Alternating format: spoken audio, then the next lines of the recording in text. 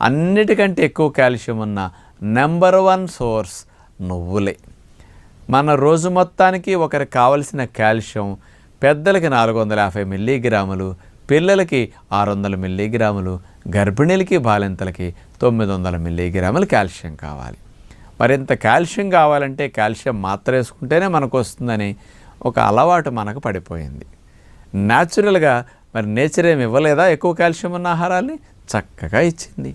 అదే నెంబర్ 1 స్థానం నువ్వుల్లో. 100 గ్రాముల నువ్వులు తీసుకుంటే 1450 మిల్లీగ్రాముల కాల్షియం ఉంటుంది. అంత నిమ్మకాయ సైజు, పెద్ద నిమ్మ సైజు అంత నువ్వులుండ తింటే డే మొత్తానికి కాల్షియం వెళ్ళిపోతుంది.